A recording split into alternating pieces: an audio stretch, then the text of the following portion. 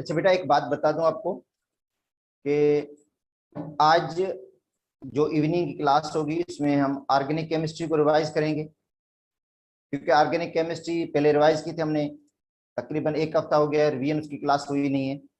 तो जो आपकी रेगुलर क्लास होती है इवनिंग में, उसमें हम ऑर्गेनिक केमिस्ट्री को रिवाइज करेंगे। और जिस बच्चे ने पेपर का पूछना है, क्योंकि जिसको पेपर में कोई डिफिकल्टी है, पेपर हल करवाऊंगा मैं, मगर उसका टाइमिंग जो होगी वो 12 बजे होगी। बेटा जो पेपर हल करवाऊंगा, स्पेशली इसमें पेपर ही हल करवा दूंगा मैं आप लोगों को, क्योंकि अगर हम पेपर हल करवा देता हूँ उसी टाइम में तो फिर टाइम नहीं मिलता। तो जिस बच्चे ने क्लास, मतलब जिस बच्चे को बेटा डिफिकल्टी है वही क्लास अटेंड करे, और जिसको डिफिकल्टी नहीं है, जिसको समझना नहीं है, वो भले क्लास अटेंड ना करे, क्योंकि उसका टाइम वेस्ट हो जाता है फिर। तो रिवीजन भी उसी बच्चे को क्लास अटेंड करनी चाहिए जिसको जरूरत है, और जिसको जरूरत नहीं है वो रिवीजन क्लास भी ना ले। और जिसको पेपर सपोज करते हैं सारा समझ में आ गया, जिसकी कोई मिस्टेक नहीं हुई है, या मिस्टेक हुई है वो भी हल्की कोई हुई है, उसको खुद को पता चल गया कि ये मेरी मिस्टेक है, उसके बाद उसको जो है वो क्लास वो भी नहीं लेनी चाहिए। ठीक है। तो बेटा जो जरूरतमंद स्टूडेंट्स हैं, जिनको जरूरत है क्लास की, मतलब पेपर के हवाले से भी और ऑर्गेनिक केमिस्ट्री की रिवीजन के क्लास के हवाले से भी, तो वो क्लास लें। तो जो पेपर में समझा दूंगा बेटा, पेपर वाली जो पेपर है कल वाला, वो उसका टाइम 12 बजे का होगा। ठीक है। उसमें मैं 1 घंटा या पौना घंटा समझा दूंगा बस कल, उसके बाद अगले दिन समझा दूंगा। बाकी जो कल से रिवीजन होगी वो, उसमें कल नहीं आज से जो रिवीजन होगी वो ऑर्गेनिक केमिस्ट्री की होगी, जो रेगुलर रिवीजन क्लास होती है उसी में। तो अच्छा, आज हम पढ़ रहे हैं बेटा ग्राफिकल रिप्रेजेंटेशन। उस दिन भी हमने पढ़ा था कि graph between pressure and volume, pressure और वॉल्यूम के दरमियान, बेटा प्रेशर और वॉल्यूम के दरमियान जो ग्राफ बनता है, जिसको आइसोथर्म बोलते हैं, वो शेप बनता है उसका रेक्टेंगुलर हाइपरबोला शेप होती है, वो आपको मैंने बता दिया था। ठीक है। तो अब हम पढ़ते हैं उसी ग्राफ को ही पढ़ते हैं, मगर मुख्तलिफ टेम्परेचर पे। बेटा अगर मुख्तलिफ टेम्परेचर पे वो ग्राफ बनाएंगे तो किस तरह बनेगा। तो ये ग्राफ है,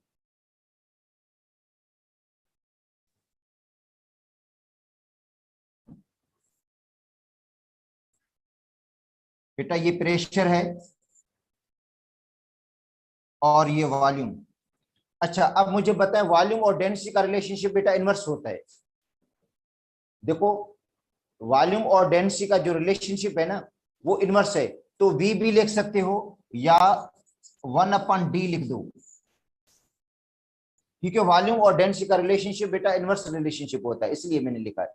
इसका मतलब यहाँ पे आप वॉल्यूम भी ले सकते हो या गैस की डेंसिटी भी ले सकते हो, मगर उसका इनवर्स लेना है, रेसिप्रोकल ऑफ द डेंसिटी। बेटा रेसिप्रोकल ऑफ द डेंसिटी भी ले सकते हो यहाँ पे उसकी वैल्यू। तो उनका जो ग्राफ बनता है, ठीक है बेटा, जो उनका ग्राफ बनेगा वो इस तरह का बनेगा। अगर टेम्परेचर 0 डिग्री सेंटीग्रेड है, देखो टेम्परेचर 0 डिग्री सेंटीग्रेड है तो ग्राफ इस तरह का बनेगा, ये तो ठीक है। और ये है, सपोज करते हैं 0 डिग्री सेंटीग्रेड पर ग्राफ, 0 डिग्री सेंटीग्रेड टेम्परेचर पे। ठीक है। इसको हम आइसोथर्म बोलते हैं, क्योंकि टेम्परेचर कांस्टेंट रहा है थ्रू आउट। अगर सेम एक्सपेरिमेंट, बेटा सेम एक्सपेरिमेंट 25 डिग्री सेंटीग्रेड पर परफॉर्म करें, अगर बेटा सेम एक्सपेरिमेंट और 25 डिग्री सेंटीग्रेड पर परफॉर्म करते हैं, टेम्परेचर बढ़ा देते हैं, टेम्परेचर क्या करते हैं, बढ़ा देते हैं। टेम्परेचर बढ़ने से क्या होगा, वॉल्यूम भी बढ़ेगा। टेम्परेचर बढ़ने से क्या हो जाएगा, वॉल्यूम बढ़ जाएगा। ठीक है। और वॉल्यूम बढ़ेगा तो क्या हो जाएगा, ये जो लाइन बनेगी बेटा, कर्व जो बनेगी, वो वॉल्यूम से थोड़ी दूर हो जाएगी, मतलब इस तरह का ग्राफ बन जाएगा 25 डिग्री सेंटीग्रेड पे। कर्व तो वही बनेगी, रेक्टेंगुलर हाइपरबोला, मगर वो दोनों एक्सिस से दूर हो जाएगी, वो दोनों एक्सिस से क्या हो जाएगी, दूर हो जाएगी। अगर टेम्परेचर 50 डिग्री सेंटीग्रेड पर मेजर करते हैं तो ऐसी कर्व बनेगी जो और ज्यादा दूर हो जाएगी। इसका मतलब है जैसे हम टेम्परेचर बढ़ाते जाते हैं बेटा, टेम्परेचर हम बढ़ाते जाते हैं तो क्या हो जाता है, जो कर्व बनती है वो दोनों एक्सिस से दूर हो जाती है, वो दोनों एक्सिस से, एक्स एक्सिस से भी और वाई एक्सिस से दूर हो जाएगी। अगर टेम्परेचर को कम कर देते हैं -10 डिग्री सेंटीग्रेड, -10 डिग्री सेंटीग्रेड, तो क्या हो जाएगा, ये जो कर्व बनेगी वो बिल्कुल ही समझे क्लोज बन जाएगी। बेटा देखो कर्व जो बनेगी ना वो बिल्कुल क्या बनेगी, इधर देखो ऐसी बनेगी -10 डिग्री सेंटीग्रेड, दोनों एक्सिस के क्लोज। इसका मतलब है टेम्परेचर कम करेंगे वो दोनों एक्सिस के क्लोज होगी। जैसे टेम्परेचर बढ़ाते जाते हैं तो कर्व को क्या होती जाएगी, दूर होती जाएगी दोनों, ठीक है, दोनों एक्सिस से। तो आपने नोट किया होगा कि 0 डिग्री सेंटीग्रेड है, 25 डिग्री सेंटीग्रेड, 50 डिग्री सेंटीग्रेड, तो जैसे टेम्परेचर बढ़ रहा है तो ये कर्व दोनों एक्सिस से दूर हो रही है, क्योंकि टेम्परेचर बढ़ाने से बेटा वॉल्यूम बढ़ जाता है। तो इसलिए ये जो कर्व होगी वो दोनों एक्सिस से क्या हो जाएगी, दूर हो जाएगी। और टेम्परेचर को कम करेंगे तो वॉल्यूम क्या हो जाएगा, कम होगा। और जो कर्व बनेगी वो वॉल्यूम और प्रेशर के ज्यादा क्लोज होगी, दोनों एक्सिस के ज्यादा क्लोज होगी। इसलिए देखो ये कर्व बनी है, कर्व तो वही बनी है रेक्टेंगुलर हाइपरबोला, मगर वो ज्यादा दोनों एक्सिस के क्लोज है। अगर सपोज करते हैं इसको मैं टेम्परेचर दे देता हूं बेटा, ये टेम्परेचर है T1, ये T2, ये T3, ये T4, तो हम क्या कहेंगे कि T4 टेम्परेचर ग्रेटर है। बेटा T4 पे टेम्परेचर क्या है, ग्रेटर है ना, T4 पे टेम्परेचर ग्रेटर है किससे, T3 से। और T3 पे टेम्परेचर ज्यादा है किससे, T2 से। और T2 से टेम्परेचर ज्यादा है किस पे बेटा, T1 पे। ठीक है, तो ये ग्राफ बेटा जरूर जहन में रखना कि टेम्परेचर बढ़ने का 0 डिग्री सेंटीग्रेड, जैसे टेम्परेचर बढ़ेगा तो ये जो कर्व बनेगी ये दोनों एक्सिस से दूर हो जाएगी, प्रेशर और वॉल्यूम दोनों एक्सिस से, एक्स एक्सिस या वाई एक्सिस दोनों से दूर हो जाएगी। और जैसे टेम्परेचर कम होगा ये क्लोज आ जाएगा, देखो -10 डिग्री सेंटीग्रेड, देखो क्लोजेस्ट है। ठीक है, अब दूसरा ग्राफ है जो बेटा प्रेशर और रेसिप्रोकल ऑफ द वॉल्यूम के दरमियान है। देखो P और 1/V, देखो प्रेशर और 1/V के दरमियान ग्राफ। तो देखो प्रेशर और 1/V के दरमियान जो ग्राफ बनेगा वो स्ट्रेट लाइन बनेगा, क्योंकि बेटा प्रेशर और वॉल्यूम का रिलेशनशिप इनवर्स है। देखो प्रेशर और वॉल्यूम का रिलेशनशिप इनवर्स है, इसलिए ये कर्व इस तरह की बनी है रेक्टेंगुलर हाइपरबोला। अगर प्रेशर और 1/V के दरमियान हम ग्राफ बनाएंगे तो इनका रिलेशनशिप डायरेक्ट है बेटा, प्रेशर और 1/V, P और 1/V, P और 1/V के दरमियान अगर जो ग्राफ बनेगा वो क्या बनेगा बेटा, स्ट्रेट लाइन बनेगा। तो graph between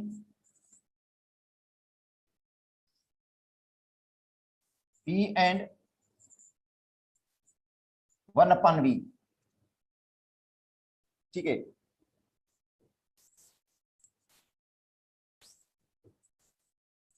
is straight line या V एंड 1/P।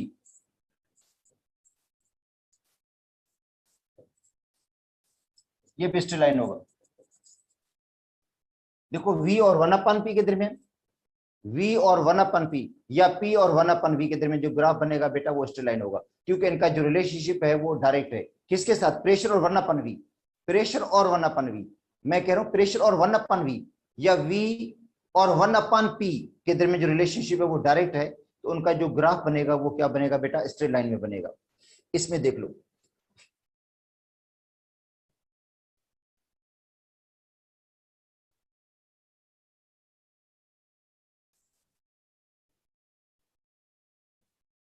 ठीक है।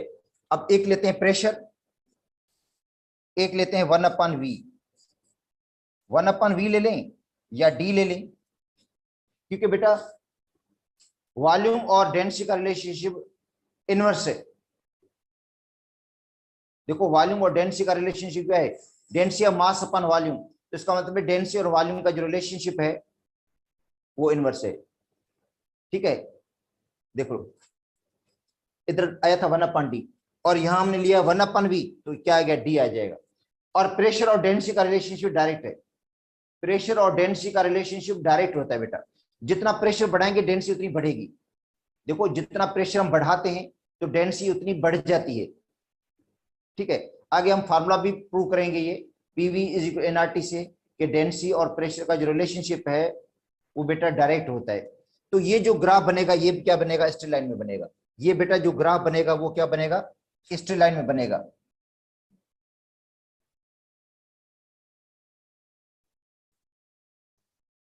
इसे अच्छा, ये है 0 डिग्री सेंटीग्रेड पर बेटा, ये क्या है 0 डिग्री सेंटीग्रेड पे है। ठीक है, और ये ग्राफ ओरिजिन से गुजरेगा। अगर टेम्परेचर हम क्या कर देते हैं, बढ़ा देते हैं, टेम्परेचर बेटा इंक्रीज कर देते हैं 25 डिग्री सेंटीग्रेड, 25 डिग्री सेंटीग्रेड, तो वॉल्यूम भी बढ़ेगा और प्रेशर भी बढ़ेगा। मगर होगा क्या फिर, क्योंकि हम वॉल्यूम ले ही नहीं रहे हैं, 1/v ले रहे हैं, वॉल्यूम बढ़ेगा बेटा, वॉल्यूम बढ़ेगा तो 1/v ले रहे हैं, 1/v, तो 1/v की वैल्यू कम हो जाएगी। देखो बेटा वॉल्यूम बढ़ेगा ना, 1/v ले रहे हो, अगर सपोज करते हैं वॉल्यूम 2 है तो क्या हो जाएगा, जवाब आएगा 0.5। अगर वॉल्यूम बढ़ेगा, वॉल्यूम 10 हो जाता है तो क्या हो जाएगा, रेशियो क्या हो जाएगा, 0.1 हो जाएगा। क्योंकि टेम्परेचर बढ़ाने से वॉल्यूम बढ़ेगा ना, वॉल्यूम बढ़ेगा तो 1/v की वैल्यू कम हो जाएगी। देखो टेम्परेचर बढ़ने से वॉल्यूम बढ़ेगा, मगर जो हम रेशियो ले रहे हैं वो 1/v ले रहे हैं। ग्राफ किसका दरमियान बना रहे हैं, 1/v के दरमियान। बेटा जो ग्राफ बन रहा है वो 1/v का है, तो 1/v की वैल्यू कम हो जाएगी। तो ये लाइन किधर जाएगी, ये लाइन प्रेशर की तरफ हो जाएगी। बेटा ये लाइन किसकी तरफ जाएगी, प्रेशर की तरफ। देखो इस तरह, ये है 25 डिग्री सेंटीग्रेड पे। अच्छा फिर 50 डिग्री सेंटीग्रेड पर कैसे लाइन आएगी, वो इस तरह आएगी। इसका मतलब है जैसे टेम्परेचर बढ़ाएंगे तो वो लाइन किसकी तरफ जाएगी बेटा, टुवर्ड्स प्रेशर। किसकी तरफ जाएगी, प्रेशर की तरफ जाएगी, इस तरफ। ये लाइन आएगी, स्ट्रेट लाइन आएगी, स्ट्रेट लाइन, मगर वो इस तरफ होगी। अगर टेम्परेचर को कम करेंगे, टेम्परेचर को और कम कर देंगे, कितना, -10 डिग्री सेंटीग्रेड, तो ये लाइन यहां पे आएगी और किसकी तरफ जाएगी, 1/v की तरफ जाएगी। क्योंकि बेटा अगर टेम्परेचर को कम करेंगे तो वॉल्यूम कम हो जाएगा, और वॉल्यूम कम होगा तो रेशियो बढ़ जाएगा। ये जो रेशियो होगा उसका आंसर बड़ा आएगा, तो इसका मतलब है ग्राफ किसकी तरफ जाएगा, 1/v की तरफ जाएगा। ठीक है, अब आते हैं दूसरा ग्राफ है बेटा।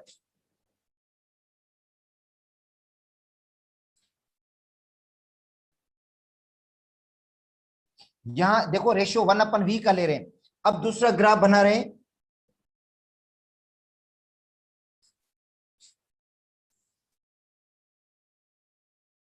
बेटा देखो v और 1/p के दरमियान। अब देखो v और 1/p, वो भी स्ट्रेट लाइन आएगा।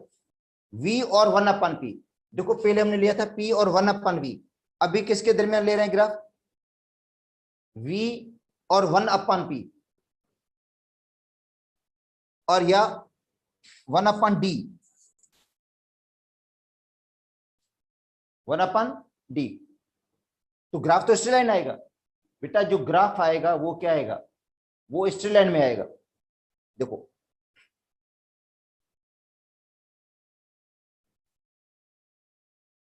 इसे 25 डिग्री सेंटीग्रेड पर। ठीक, अब क्या होगा, अगर टेम्परेचर 50 डिग्री सेंटीग्रेड रखते हैं तो ग्राफ किसकी तरफ जाएगा, ये लाइन किस तरफ जाएगी, इधर जाएगी या इस तरफ जाएगी। अब देखो जब हम टेम्परेचर को बढ़ाते हैं, टेम्परेचर को बढ़ाते हैं तो वॉल्यूम भी बढ़ता है बेटा, प्रेशर भी बढ़ता है। टेम्परेचर बढ़ने से दोनों चीजें बढ़ती हैं, वॉल्यूम भी बढ़ेगा, मॉलिक्यूल्स की कोलिन बढ़ेगी तो प्रेशर भी बढ़ेगा। अब ग्राफ कहां पे जाएगा, क्योंकि यहां हम 1/p ले रहे हैं, यहां पे ले क्या रहे हैं हम, 1/p। जब हम प्रेशर बढ़ेगा तो 1/p की वैल्यू कम हो जाएगी। बेटा प्रेशर को हम बढ़ाएंगे ना, टेम्परेचर बढ़ने से प्रेशर बढ़ेगा, और प्रेशर बढ़ने से हम जो ले रहे हैं वो रेशियो ले रहे हैं 1/P का, उसका आंसर कम हो जाएगा, उसका आंसर क्या हो जाएगा, कम हो जाएगा। और ग्राफ किसकी तरफ जाएगा, वॉल्यूम की तरफ जाएगा। ग्राफ किसकी तरफ जाएगा बेटा, वॉल्यूम की तरफ जाएगा। तो ये हो गया 50 डिग्री सेंटीग्रेड पर। ठीक है, अब आते हैं 0 डिग्री सेंटीग्रेड पे। 0 डिग्री सेंटीग्रेड पे जाहिर है टेम्परेचर कम है, तो ये इस तरफ जाएगा 0 डिग्री सेंटीग्रेड पे। ठीक है, अगर टेम्परेचर और कम कर देंगे वो इसकी तरफ जाएगा। इसका मतलब है टेम्परेचर को जब हम बढ़ाते हैं तो टेम्परेचर को बढ़ाने से क्या होता है, वॉल्यूम भी बढ़ता है और प्रेशर भी बढ़ता है। वॉल्यूम और प्रेशर दोनों बढ़ते हैं, मगर यहाँ पे हम लेते हैं 1/P का रेशियो बेटा, 1/P की वैल्यू, तो 1/P की वैल्यू कम हो जाएगी, इसलिए वो ग्राफ किसकी तरफ जाएगा, V की तरफ जाएगा। अब यहाँ पे देखो, यहाँ P और 1/V का रेशियो लिया था हमने, और जब हम टेम्परेचर बढ़ा रहे थे तो किसकी तरफ ग्राफ जा रहा था, प्रेशर की तरफ जा रहा था। और यहाँ पे किसकी तरफ जाएगा, वॉल्यूम की तरफ जाएगा ग्राफ, क्योंकि यहाँ पे रेशियो किसका ले रहे हैं, 1/P का ले रहे हैं। तो ग्राफ तो स्ट्रेट लाइन में आएगा बेटा, ग्राफ स्ट्रेट लाइन में आएगा, मगर देखना पड़ेगा कि किसकी तरफ वो जा रहा है। ठीक है, वो जो लाइन स्ट्रेट लाइन आएगी वो किसकी तरफ जाएगी। ठीक है, तो अब देखो यहाँ पे जब हम ग्राफ बनाएंगे तो जो स्ट्रेट लाइन आएगी टेम्परेचर बढ़ाने से V की तरफ जाएगी, V के ज्यादा क्लोज आएगी। अगर टेम्परेचर 100 डिग्री सेंटीग्रेड है ये हो जाएगा। ठीक है बेटा, अब इसमें देख लो, टेम्परेचर बढ़ने से वो लाइन अगर हम टेम्परेचर और कर दें 100 डिग्री सेंटीग्रेड कर दें तो इस तरफ हो जाएगा।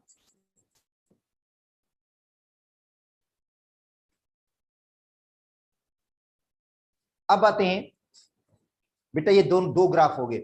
अब एक ग्राफ है V और PV के दरमियान, या P और PV के दरमियान। बेटा P और PV के दरमियान, P और PV, इधर देखो,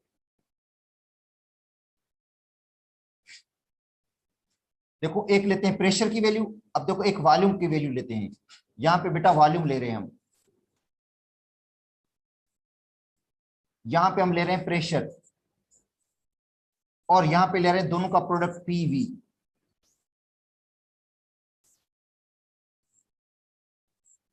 ठीक है, वॉल्यूम हमने रखा है 8 DM क्यूब में,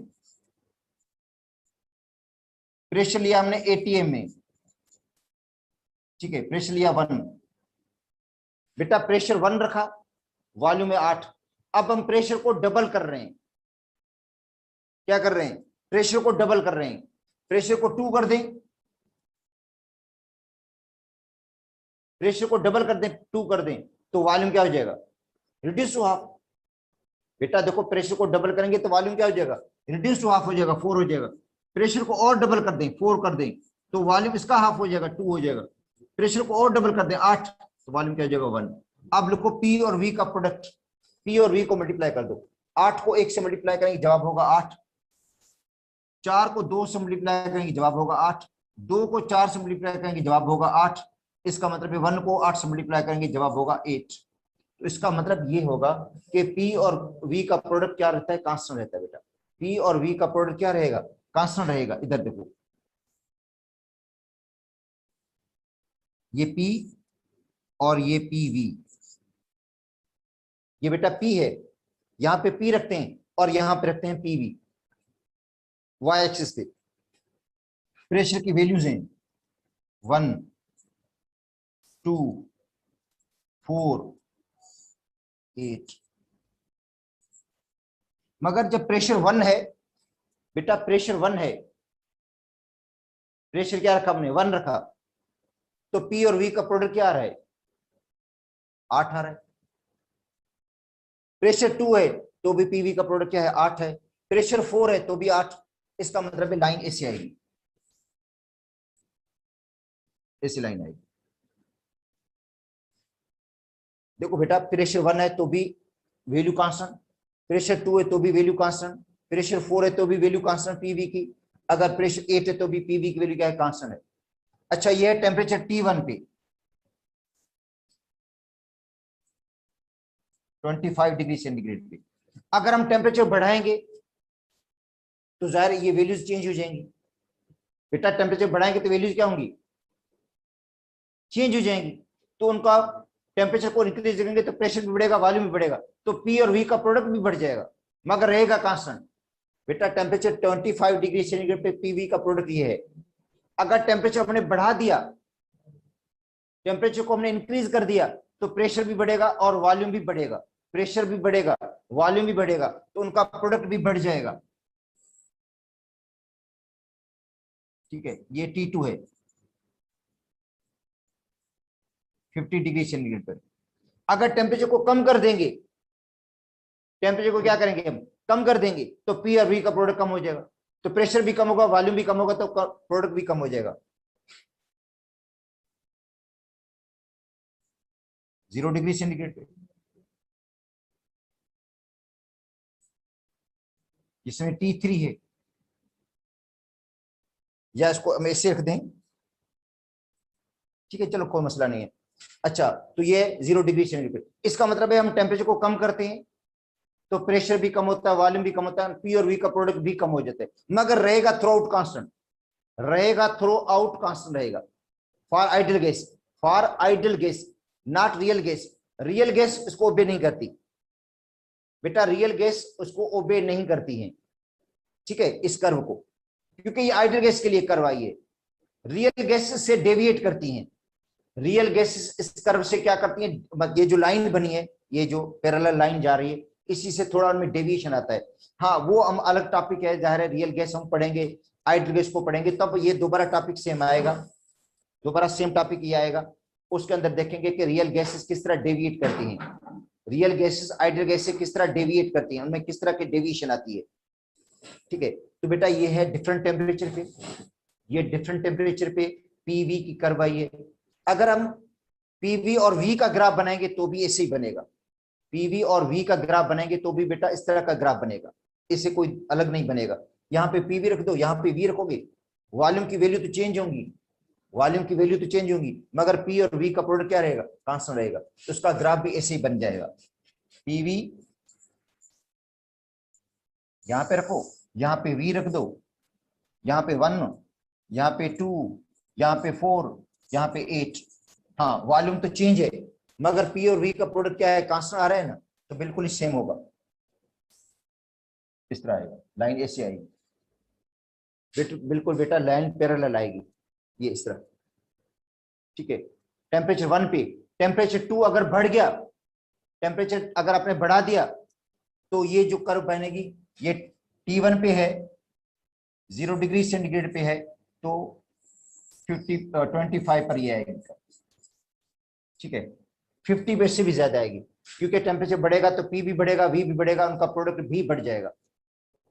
ठीक है, मगर लाइन जो आएगी वो आएगी पैरेलल इस तरह। ठीक है, तो बेटा ये ग्राफिकल रिप्रेजेंटेशन थी जो रिलेटेड थे बॉयल्स लॉ से।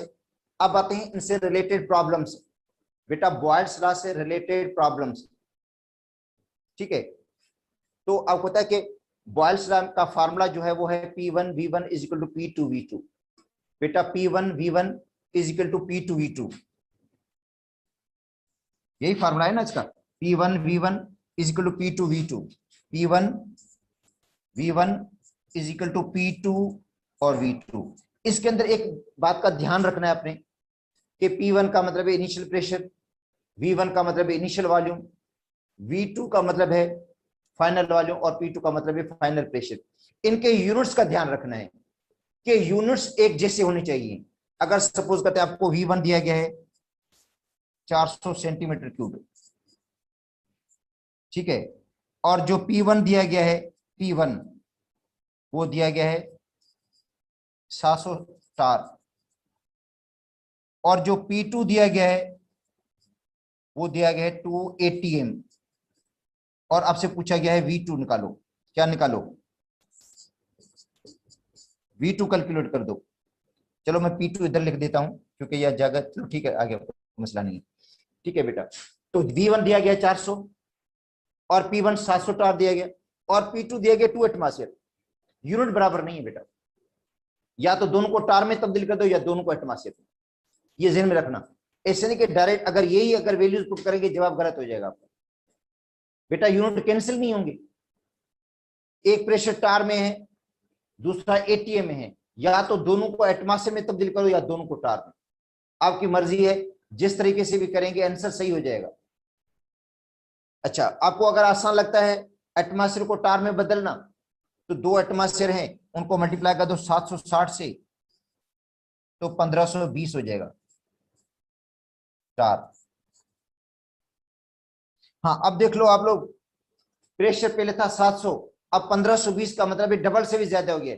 इसका मतलब वॉल्यूम जो होगा वो वॉल्यूम क्या होगा, हाफ से भी कम हो जाएगा। क्यों? क्योंकि प्रेशर तकरीबन डबल से भी ज्यादा हुआ है। अगर डबल होता तो 1400 होता बेटा, इसका 700 का डबल होता तो 1400, मगर ये तो 1520 टार लिखा हुआ है। तो इसका मतलब ये हुआ कि वॉल्यूम क्या होगा बेटा, हाफ से भी कम हो जाएगा, 200 से भी कम हो जाएगा, जो V2 आएगा। फॉर्मूला ये लगा हुआ है, इसमें से ड्राइव कर दो। आपको क्या मालूम करना है, आपको मालूम करना है V2। क्या मालूम करना है भाई, V2 निकालना है, तो V2 बन जाएगा, कोई मसला नहीं है। तो V2 का फॉर्मूला कैसे निकलेगा, ये निकालना है अपने। तो P1 V1 ऊपर जाएगा, P1 V1 ऊपर जाएगा और P2 नीचे आ जाएगा। तो P1 कितना है 400। ये यूनिट लिख इसलिए रहा हूं कि अगर यूनिट नहीं लिखेंगे तो आपको पता नहीं चलेगा, क्योंकि बच्चे तो इस तरह डायरेक्ट लिख देंगे, फिर यूनिट लिखेंगे नहीं, काट देंगे। मगर यूनिट लिखेंगे तो पता चल जाएगा भाई ये तो यूनिट कैंसिल नहीं हो रहे हैं, इसलिए यूनिट लिखना जरूरी है। मगर प्रॉब्लम में आपको जब प्रैक्टिस करेंगे तो आपको पता चल जाएगा कि यहाँ पे यूनिट की कन्वेरिएंस चाहिए। तो P1 ये हो गया, और V1 कितना है बेटा, ओ सॉरी, ये तो आपको, चलो मैंने V1 पहले लिख दिया है, P1 साथ लिख देता हूं इधर, वो कितना है 700 है। ठीक है बेटा, एक्चुअली ये वैल्यू मुझे P1 के पहले लिखनी थी, V1 की बाद में लिखनी थी, मगर चलो लिख गया मैं, लिख लिया है। ठीक है, और डिवाइड किससे करना है, P2 से, 1520 से। तो टार टार में कट जाएगा। अब देखो यूनिट तभी कैंसिल हो रहा है, अब यूनिट कैंसिल हो गया। ठीक है, अब इसका आंसर आएगा शायद 184 cm3। ये पुराने पेपर में टेस्ट में भी आ चुका है, ये सिंध के सिलेबस का क्वेश्चन है। ये देखो, क्वेश्चन करवाने का मकसद मेरा था कि आपको यूनिट की कन्वर्जन का पता चले कि भाई यूनिट को भी कन्वर्ट करना होता है बेटा, यूनिट को एक जैसा करना होता है। अगर आपको वॉल्यूम डीएम कोड में निकालना है तो 1000 से मल्टीप्लाई डिवाइड कर दो इसको, अगर वॉल्यूम डीएम कोड में चाहिए तो, अगर नहीं तो सेंटीमीटर में जवाब आ गया, बस कोई मसला नहीं। अब इसके अंदर जो प्रॉब्लम्स हैं बेटा वो कर लेते हैं, जो फेडरल की बुक में प्रॉब्लम दिए गए हैं उनको हम हल करते हैं।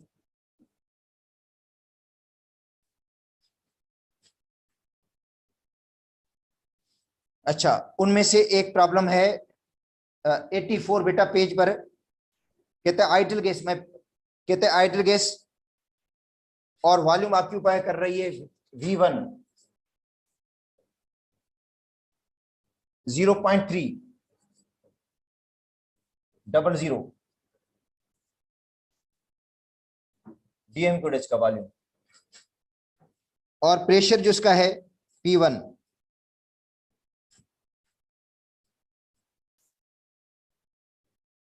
जो बेटा प्रेशर इसका P1 है 1.80 इंटू 10⁵ पास्कल, ये प्रेशर है। और जो P2 दिया गया है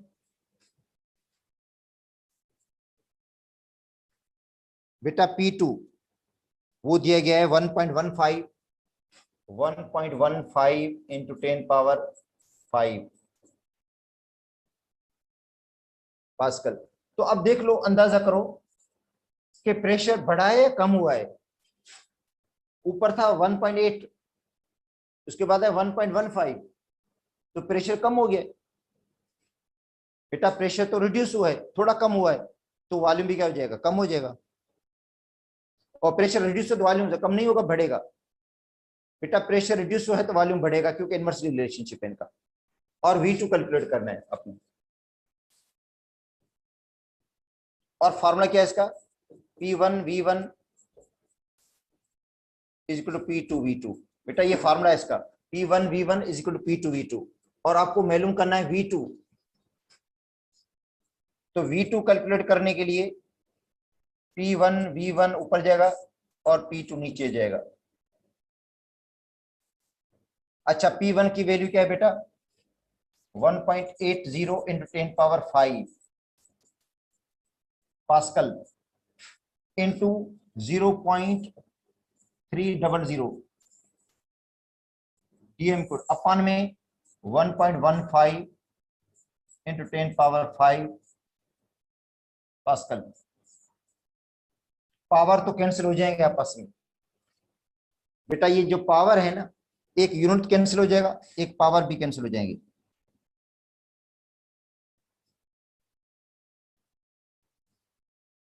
एक तो ये कट गया, एक ये पावर भी कट जाएंगे। अब 1.80 को मल्टीप्लाई करना पड़ेगा 0.3 से और डिवाइड करना पड़ेगा किससे, 1.15 से। तो इसका आंसर आ रहा है 0.469 डीएम क्यू। ठीक है, तो अब देखो इसके अंदर यूनिट की मतलब कन्वर्जन हुई नहीं, क्योंकि दोनों यूनिट पास्कल के अंदर थे बेटा, दोनों यूनिट प्रेशर पास्कल के अंदर गिवन था, इसलिए कन्वर्ट किया ही नहीं हमने। और उससे पहले प्रॉब्लम में हमने कन्वर्ट इसलिए किया कि एक यूनिट आर में दिया गया था, दूसरा दिया गया था एटमॉस्फेयर में, इसलिए।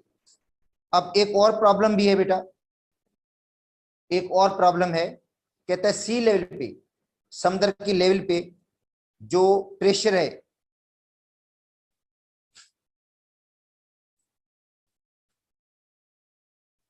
अच्छा प्रेशर कितना है बेटा, P1 755 बार, और वॉल्यूम कितना है 2 मीटर क्यूब। बेटा मीटर क्यूब भी वॉल्यूम का यूनिट है, और एक मीटर क्यूब में 1000 डीएम क्यूब होते हैं, मगर जरूरत नहीं पड़ेगी तो चेंज नहीं करेंगे इसको, और वॉल्यूम आपका मीटर क्यूब में ही आएगा, दूसरा जो वॉल्यूम आएगा। उसके बाद है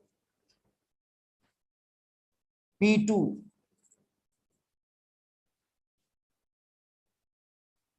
बेटा P2 जो है ए के अंदर, ए में P2 कितना है 100 टार, और बी में कितना है P2। दो प्रॉब्लम है, 10 टार। ठीक है, अब देखो प्रेशर कम हो गया है, P1 था 755 और जो P2 है 100 टार हो गया है। बेटा प्रेशर को कम कम करेंगे तो वॉल्यूम क्या हो जाएगा, बढ़ेगा। तो पहले इसको हम हल कर लेते हैं बेटा, ये वाला प्रॉब्लम हल करते हैं, इसको हल करते हैं ए को, उसके बाद यहां बी को हल कर लेते हैं, ठीक है ना। अब ए में भी आपको क्या मालूम करना है बेटा, V2 निकालना है, आपको V2 निकालना है।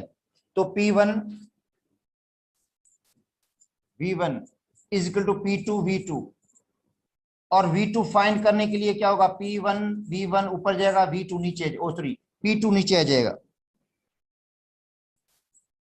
अब वैल्यूज पुट कर दो बेटा, V2 फाइंड करना है तो P1 की वैल्यू ऊपर रख दो,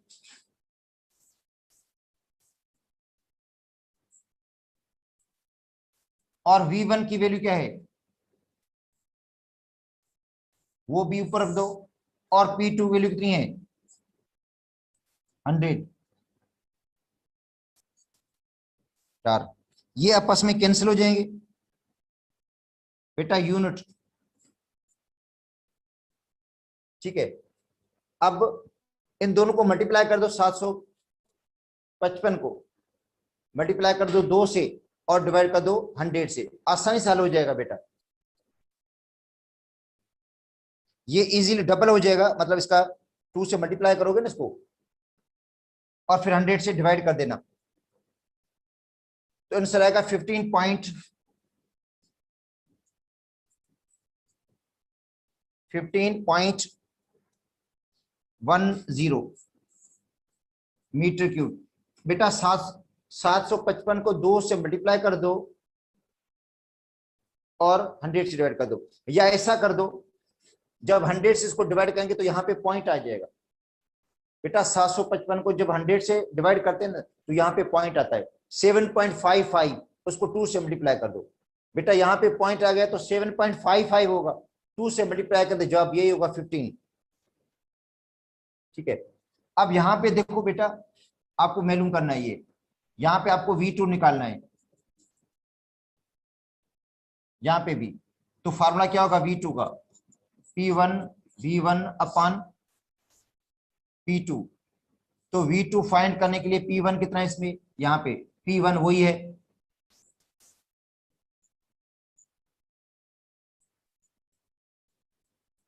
उसके बाद V1 कितना है, 2 है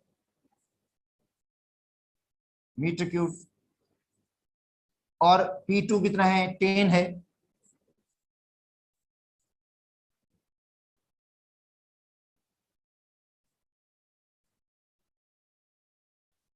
बेटा 10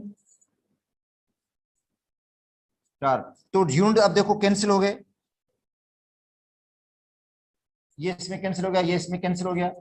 ठीक है, अब जब इसको डिवाइड करेंगे 10 से तो जवाब आएगा 75.5। बेटा 75.5 आएगा, 75.5 को 2 से मल्टीप्लाई करेंगे तो जवाब होगा 151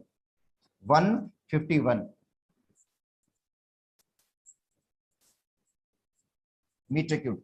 तो ये दो बेटा प्रॉब्लम थे इसके अंदर, ये करवा दिए दोनों। फिर हम एक्सरसाइज में देखते हैं, अगर कोई होगा तो देख लेंगे।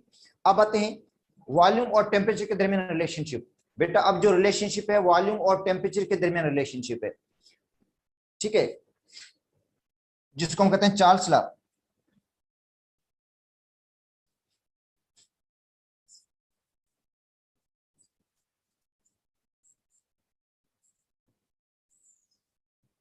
ठीक है बेटा, चार्ल्स लॉ में जो रिलेशनशिप जिसकी हम स्टडी करते हैं वो है वॉल्यूम टेम्परेचर रिलेशनशिप।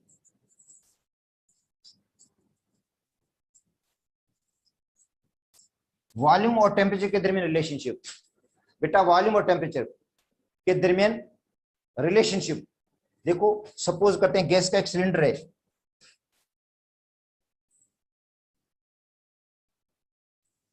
बेटा ये इसका वॉल्यूम है V1,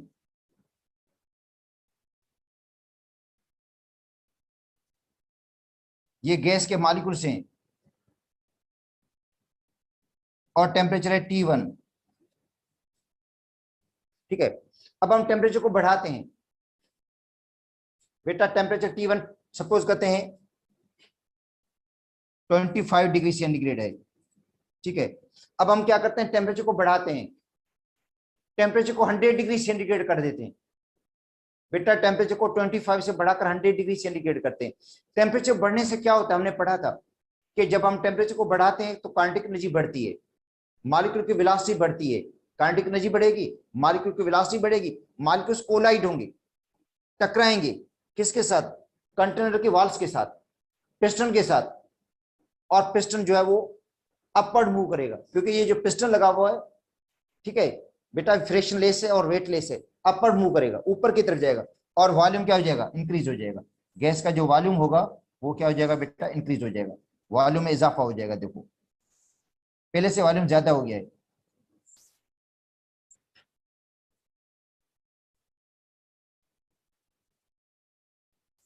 ये V2 और टेम्परेचर क्या हो गया, T2। इसका मतलब है टेम्परेचर और प्रेशर वॉल्यूम के दरमियान जो रिलेशनशिप है वो बेटा डायरेक्ट है, bye keeping pressure constant, pressure को कांस्टेंट रखना पड़ेगा, और गैस के अमाउंट को भी कांस्टेंट रखना है। देखो बेटा इसके अंदर क्या कांस्टेंट रखेंगे, amount of gas is constant, या मोल ऑफ गैस कांस्टेंट रखेंगे, और दूसरा क्या रखेंगे,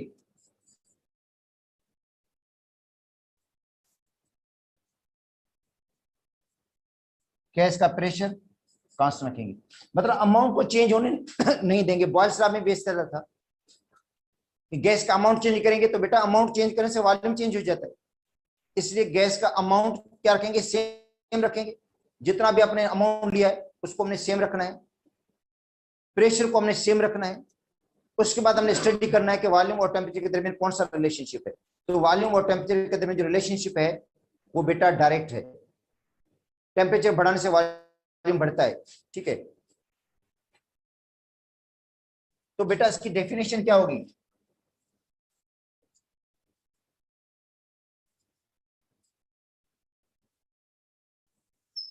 ये कहता है वॉल्यूम ऑफ गिवन मास। बेटा volume of given mass, given mass का मतलब है constant mass of a gas is directly proportional to absolute temperature. Absolute का मतलब है temperature in Kelvin scale by keeping pressure constant, ठीक है। तो बेटा इसकी एक डेफिनेशन ये है, the volume of given mass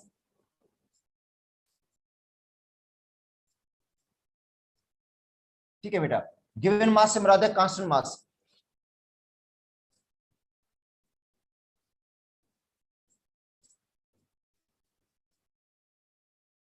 ठीक है बेटा, तो वॉल्यूम ऑफ गिवन मास या constant mass of a gas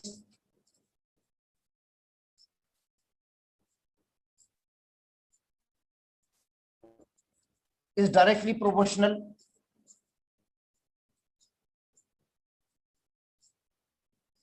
to absolute temperature। जो गैस का वॉल्यूम है ये डायरेक्टली प्रोपोर्शनल है एब्सोल्यूट टेम्परेचर के।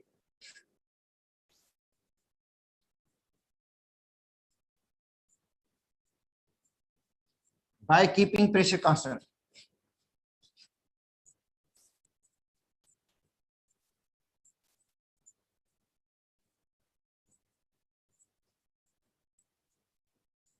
ठीक है बेटा, अब एक और डेफिनेशन भी है, उस पर भी मैं आता हूं बेटा। एक और डेफिनेशन भी है, उस पर भी हम डिस्कस करते हैं। मगर देखो पहली डेफिनेशन है कि volume of given mass of gas is directly proportional to absolute temperature by keeping pressure constant, ठीक है। अब इससे बेटा मैथमेटिकल के डेरिवेशन भी है, उसके बाद सेकंड डेफिनेशन को भी डिस्कस करते हैं, ठीक है बेटा। चार्ल्स लॉ की सेकंड डेफिनेशन भी है, उसको भी हम डिस्कस करते हैं, वो भी वही सेम ही है, ठीक है। तो देखो बेटा वी वॉल्यूम है जो डायरेक्टली प्रोपोर्शनल है टी एब्सोल्यूट के,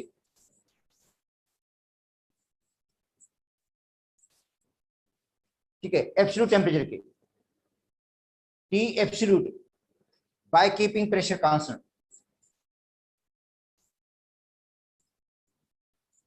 यहां पे क्या रखते हैं, प्रेशर को बेटा कांस्टेंट रखते हैं। प्रोपोर्शनलिटी को रिमूव करेंगे हम बेटा, जो प्रोपोर्शनलिटी होती है उसको हम रिमूव कर देते हैं तो कांस्टेंट लगा देते हैं। तो V इज इक्वल टू के टी। के क्या है बेटा, प्रोपोर्शनलिटी कांस्टेंट है, ठीक है।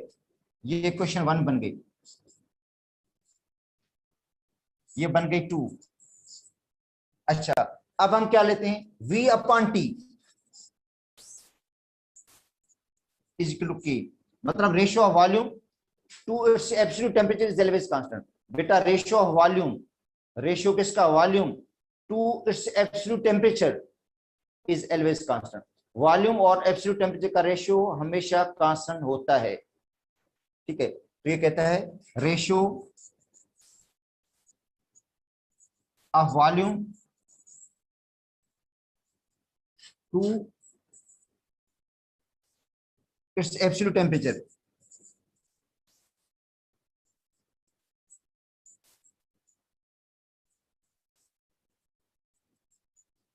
Is always constant.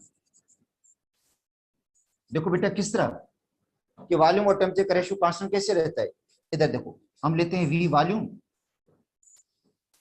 और T टेम्परेचर, मगर टेम्परेचर केल्विन में लेंगे, डिग्री सेंटीग्रेड के अंदर नहीं लेंगे हम बेटा, टेम्परेचर लेंगे केल्विन के अंदर, ठीक है। वॉल्यूम लेते हैं किसी में भी यूनिट में ले लो वॉल्यूम, वॉल्यूम भले आप सीएम क्यूब में ले लो, इससे कोई फर्क नहीं पड़ता। अच्छा, जो इनिशियल वॉल्यूम है बेटा, इनिशियल वॉल्यूम लेते हैं 546 लेते हैं सेंटीमीटर क्यूब में, इनिशियल वॉल्यूम, ओरिजिनल वॉल्यूम। और टेम्परेचर लेते हैं 273 केल्विन, 273 केल्विन लिया हमने। अब हम टेम्परेचर को डबल करते हैं बेटा, टेम्परेचर को डबल कर देते हैं, मतलब 273 का डबल, तो 546 हो जाएगा। तो टेम्परेचर डबल करने से वॉल्यूम भी डबल हो जाएगा बेटा, टेम्परेचर को डबल करने से वॉल्यूम भी डबल हो जाता है, मतलब 546 मल्टीप्लाइड बाई 2। 546 को मल्टीप्लाई कैसे करेंगे आप लोग? 2 से मल्टीप्लाई कर देना। 546 को आपने मल्टीप्लाई कैसे करना है बेटा? 2 से मल्टीप्लाई करना है। तो इधर क्या आ जाएगा? 12 आ जाएगा, यहाँ पे 9 आ जाएगा। देखो 10 9 2, ठीक है। अब इनका निकालें रेशियो बेटा, अब इनका क्या निकालेंगे? रेशियो निकालें वी और टी का।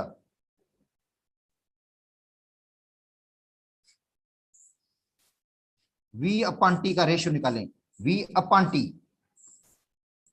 तो क्या आएगा जवाब, मुझे बता दो। ये V और T, जवाब आएगा 2। ये भी क्या आएगा? जवाब आएगा 2। इसका मतलब कांस्टेंट है। तो V अपॉन टी का रेशियो क्या हो गया? कांस्टेंट हो गया, जो हम बता रहा था कि V और T का रेशियो जो था वो कांस्टेंट होता है।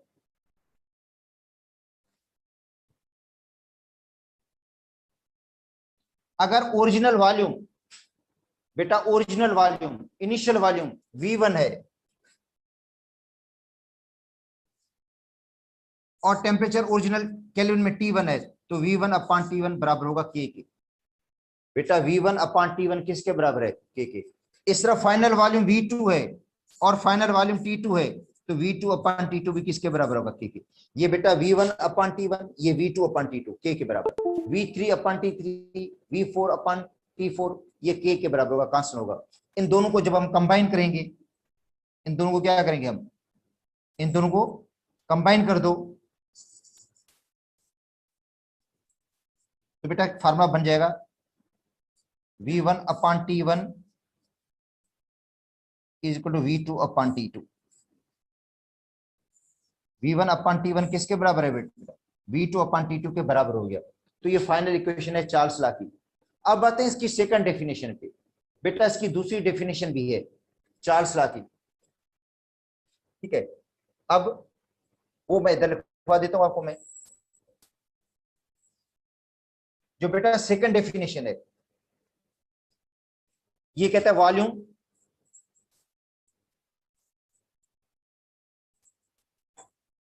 Of given mass of a gas. तो यहां भी देखो गिवन मास से मुराद है बेटा कांस्टेंट मास। तो volume of given mass of gas increases और डिक्रीजेस, कहते हैं वॉल्यूम इंक्रीज भी होता है, डिक्रीज भी होता है, ठीक है। Volume of given mass of gas increases और डिक्रीजेस बाय 1/273 टाइम्स। बेटा 1/273 कहां से आ गया? ये होता है कि जब 0 डिग्री सेंटीग्रेड को हम केल्विन में तब्दील करते हैं तो 273 इसके अंदर ऐड कर देते हैं। 1/273, 273 वहां से आ गया। अगर 0 डिग्री सेंटीग्रेड है तो बेटा 0 डिग्री सेंटीग्रेड में 273 प्लस करेंगे तो 273 केल्विन हो जाएगा। तो कहता है 1 डिग्री सेंटीग्रेड बढ़ाने से, अगर टेम्परेचर आप डिग्री सेंटीग्रेड में लेते हो तो 1 डिग्री सेंटीग्रेड टेम्परेचर बढ़ने से वॉल्यूम में इतना इजाफा होता है 1/273 टाइम्स। ये इसका कहने का मकसद ये है कि टेम्परेचर 1 डिग्री सेंटीग्रेड बढ़ाने से, टेम्परेचर बेटा 1 डिग्री सेंटीग्रेड बढ़ाएंगे तो वॉल्यूम में इतना इजाफा होगा। जो ओरिजिनल वॉल्यूम है उसमें इस 1/273 टाइम्स वॉल्यूम बढ़ जाएगा, ओरिजिनल वॉल्यूम में इंक्रीज होगा, इजाफा होगा। अगर टेम्परेचर को कम करेंगे तो वॉल्यूम 1/273 टाइम्स कम हो जाएगा टू इट्स ओरिजिनल वॉल्यूम। तो ये कहता है volume of given mass of gas increases or decreases by 1/273 times to its original volume,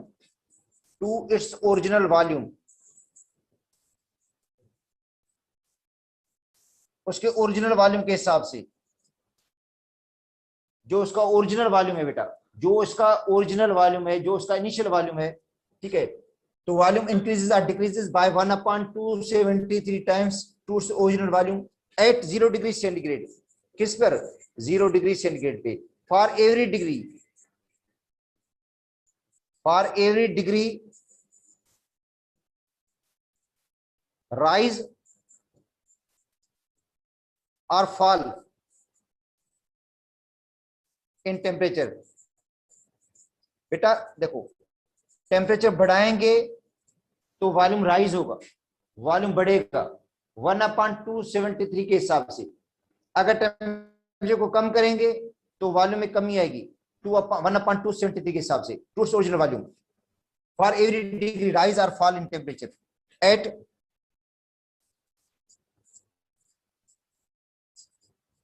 constant pressure पे। अब आते हैं इसकी थोड़ी और भी देख लेते हैं इसको। बेटा देखो 0 डिग्री सेंटीग्रेड है, इसका ओरिजिनल वॉल्यूम है V1, ये इसका ओरिजिनल वॉल्यूम है। बेटा देखो 0 डिग्री सेंटीग्रेड पे इसका जो ओरिजिनल वॉल्यूम है,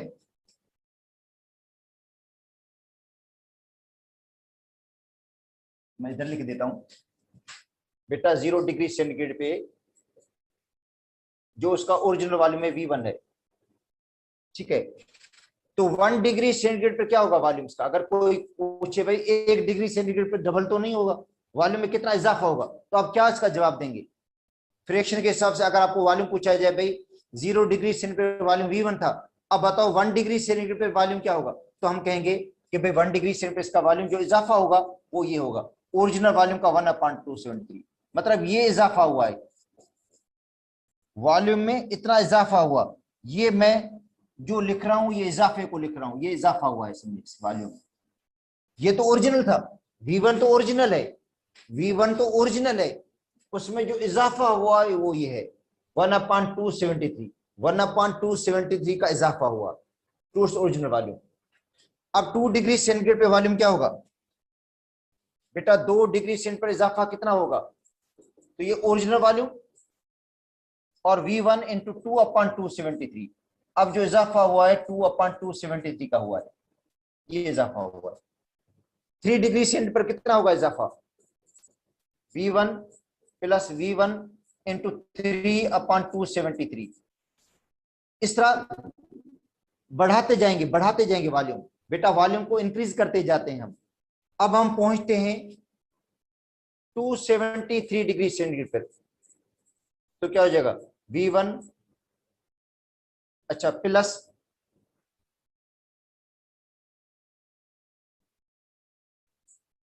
V1 इंटू 273 ऊपर आएगा और 273 नीचे आ जाएगा, तो कैंसिल हो जाएगा।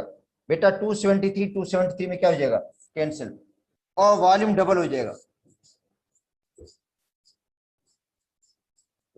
क्या हो गया? डबल हो गया। अगर 0 डिग्री सेंटीग्रेड से स्टार्ट करेंगे, बेटा 0 डिग्री सेंटीग्रेड से स्टार्ट करेंगे तो 273 पे वॉल्यूम डबल हो जाएगा गैस का। गैस कोई भी हो उसका वॉल्यूम क्या हो जाएगा? डबल हो जाएगा 273 पे। अगर 0 डिग्री सेंटीग्रेड से स्टार्ट करते हैं तो देखो 1 2 3 4, फिर आखिर में मैंने 273 लिख दिया, तो 273 यहाँ पे आएगा, 273 ये कैंसिल हो जाएगा, V1 प्लस V1 2V1। हाँ अब आते हैं यहाँ पे बेटा 0 डिग्री सेंटीग्रेड पे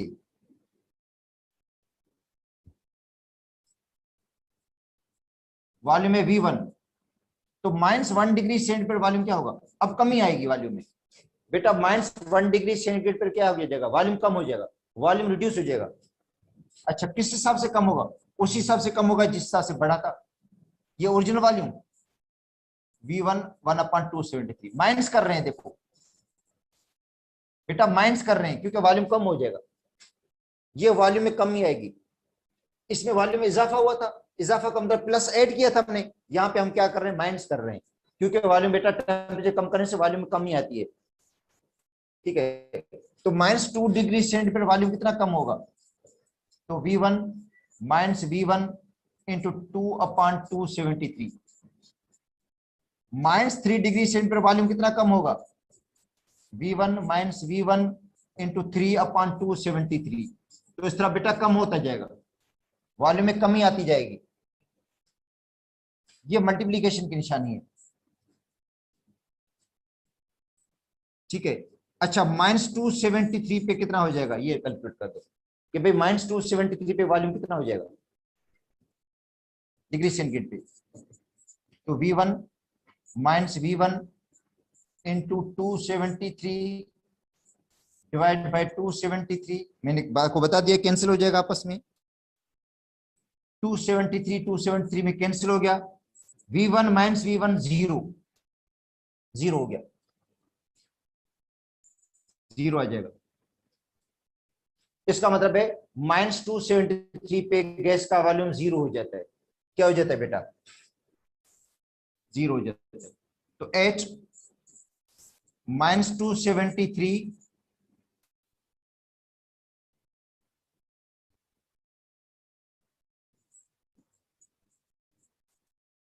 ठीक है, at -273 degree centigrade volume of gas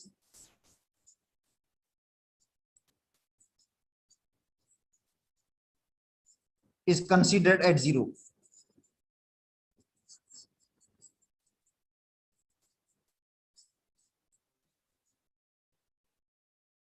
तो -273 पे गैस का वॉल्यूम बेटा 0 कंसीडर किया जाता है। इसका मतलब है टेम्परेचर ये इतना कम है, ये -273 इतना बेटा आइडियल टेम्परेचर है, तो यहाँ पे कोई गैस पहुंच नहीं पाएगी। मतलब इससे पहले गैसेस या तो लिक्विफाई हो जाएंगे या सॉलिडिफाई। बेटा देखो ये टेम्परेचर लो करते जाएंगे, लो करने से क्या होता जाएगा, गैसेस लिक्विड में तब्दील होना शुरू हो जाती हैं। और जो नोबल गैसेस हैं, नोबल गैसेस उनको लिक्विफाई करना बहुत मुश्किल है, मगर वो भी -273 टेम्परेचर आने से पहले ही लिक्विफाई हो जाती हैं बेटा, वो भी लिक्विड में आ जाती हैं। इसका मतलब है -273 पे आपको गैस का वजूद मिलेगा ही नहीं, वो या तो लिक्विफाई हो जाएगी या सॉलिडिफाई हो जाएगी। इससे गैस का वॉल्यूम 0 कंसीडर किया जाता है। वॉल्यूम होगा मगर सॉलिड लिक्विड का होगा, क्योंकि वो गैस अब लिक्विड सॉलिड में तब्दील हो चुकी है। ऐसे नहीं कि गैस वॉल्यूम बिल्कुल नहीं होगा, वॉल्यूम होगा मगर वो लिक्विड का होगा या सॉलिड का वॉल्यूम कंसीडर किया जाएगा, कहलाएगा। गैस का वॉल्यूम नहीं होगा, क्योंकि गैस का वजूद ही नहीं होगा इस टेम्परेचर पे। जितने भी गैसेस हैं, जो रियल गैसेस हैं बेटा, रियल गैसेस वो सब की सब या तो लिक्विफाई हो जाती हैं या सॉलिडिफाई हो जाती हैं -273 आने से पहले ही, ठीक है। तो -273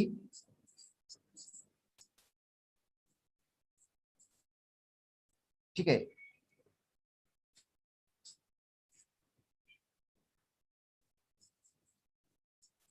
इक्वल टू 0 केल्विन,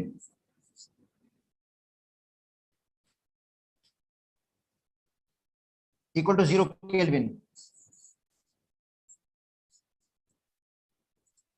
या एब्सोल्यूट 0,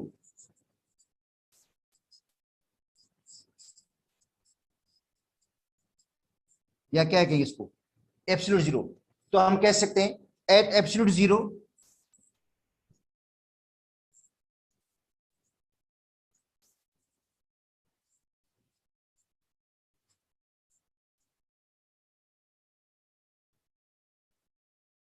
वॉल्यूम ऑफ गैस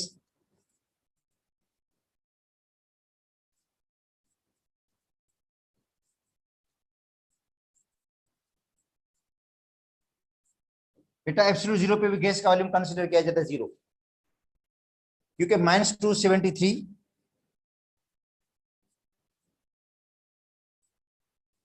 0.15 होता है या 16 होता है डिग्री सेंटीग्रेड, बराबर होता है 0 केल्विन के। ये 0 केल्विन है, मतलब ऐसे नहीं, ओके समझना बेटा, 0 केल्विन है ये, 0 केल्विन।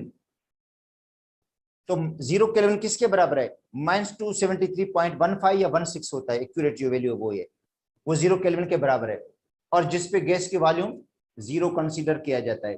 तो आज इतना ही है, इंशाल्लाह कल हम आगे पढ़ लेंगे।